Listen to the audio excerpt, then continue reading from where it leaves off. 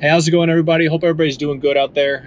It's another beautiful day here in tropical Ohio, so I figured I'd jump out, hit the road, and talk about some stuff. We got some exciting things happening in the world of Tesla anyway, but we're not going to be talking about that specifically today.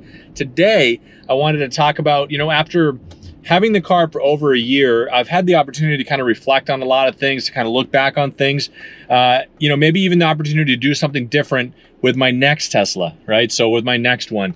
And I know that a lot of people are kind of on the fence with it, or a lot of people are kind of, they placed their order and unfortunately you're stuck in a holding pattern. You guys probably noticed if you ordered your Tesla recently, or if you were thinking about ordering it recently, no matter which one you pick, there's a shortage across the board. So if you're talking about the Model S Plaid, if that's in your world, then forget it. You're looking next year. If you're talking about the Model X refresh, I don't even think that they're building them right now.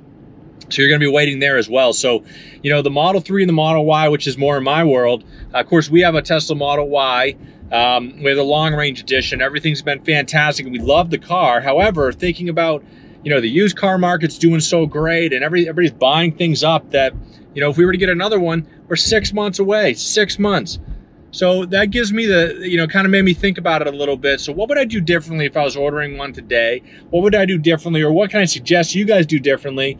Kind of learn from my mistakes maybe a little bit moving forward. So sit back, relax. You guys are watching The Tall Tesla Guy.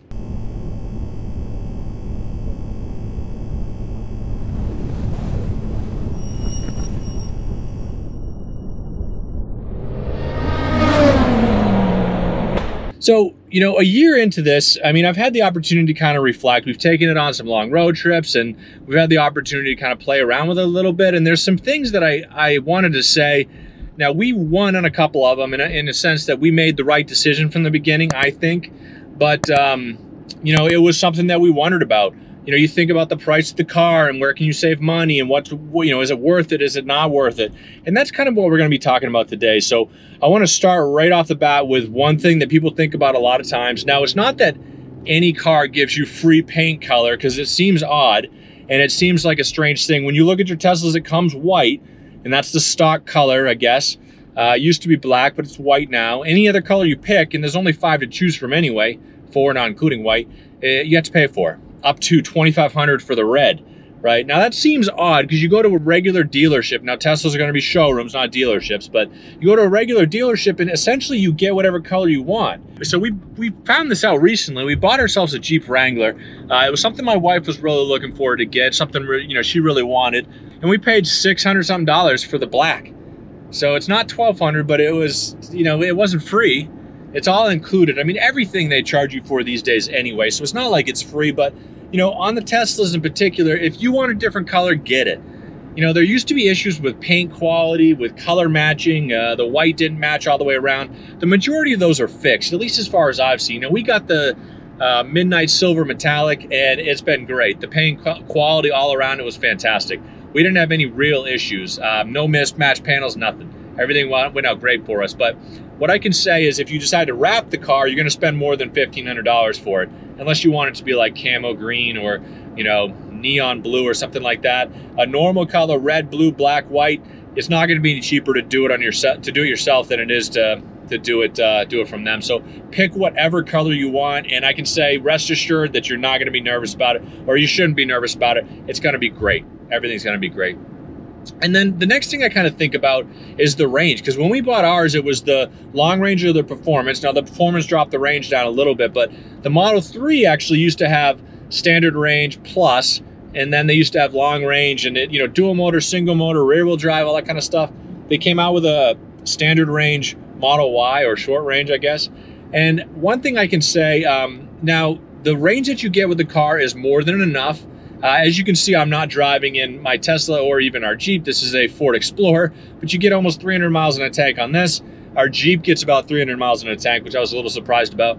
And then our Tesla Model Y gets about 300 miles. It's more than enough to do anything that we're doing. I can tell you that right up front. Daily commute, long road trips, it's perfect. The range is perfect.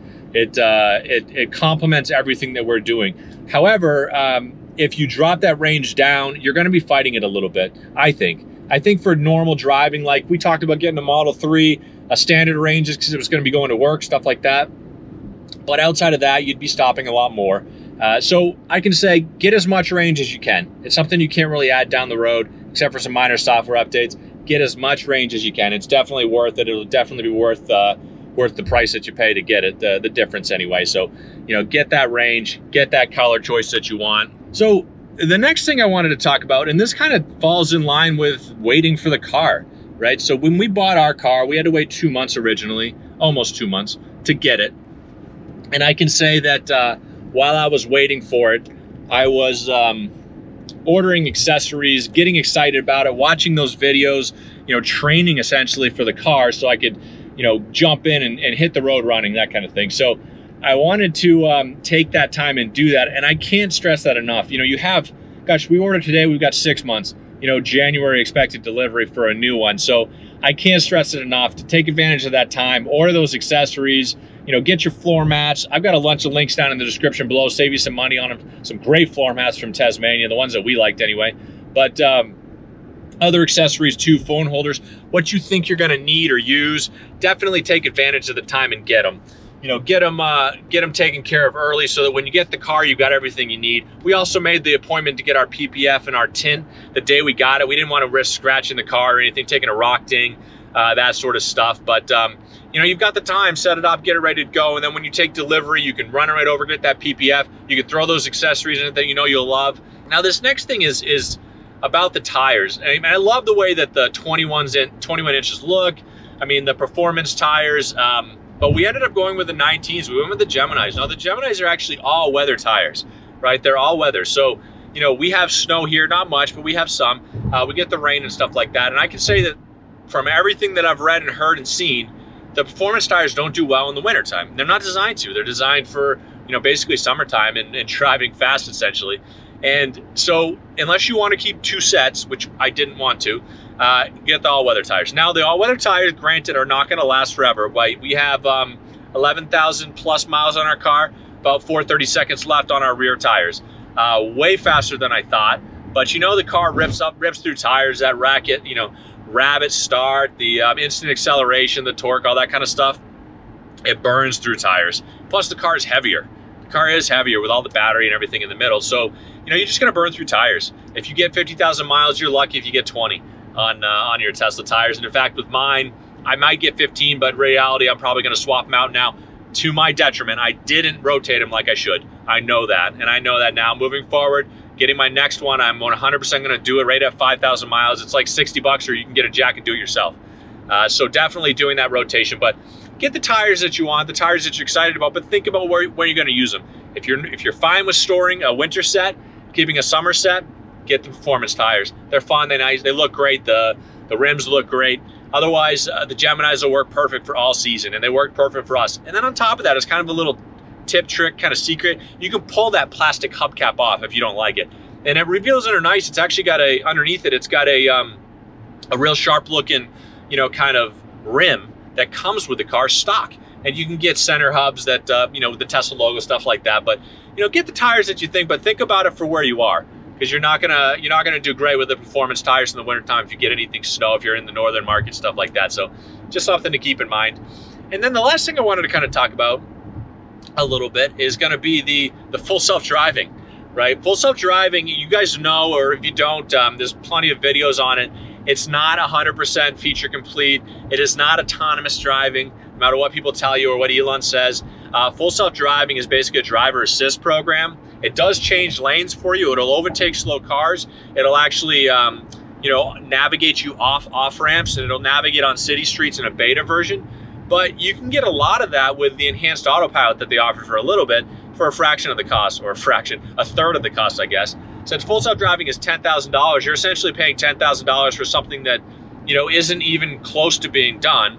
And then in reality, it doesn't travel with you. So if you ever sell the car, you can't take it with you. It basically stays with the car. So you're paying $10,000 for something that's not feature complete, and it doesn't stay with you anyway. So it's kind of a downside, a downer a little bit. But one of the things that they just did offer this past year is a full self-driving subscription.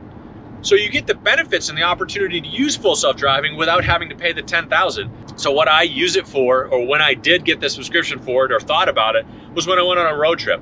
I thought it'd be nice to not have to, merge maybe, or just kind of relax a little bit when I was going. But it was something that I could do for 30 days and then not renew it. I could cancel it. It's basically a non-contract binding kind of thing. And at $200 a month, it's a lot better for me to do that than it is to do, $10,000 up front, because I can spend that $10,000 a little bit better than I think they could. So, little things like that are something to keep in mind. Because it's super exciting. We love the car, love everything about it in reality. I mean, it's just such a great drive. It's so comfortable, spacious, roomy. I'm 6'5", I fit in it fantastic. It fits great with our baby, our golden retriever dog. My wife fits in it great, which is awesome.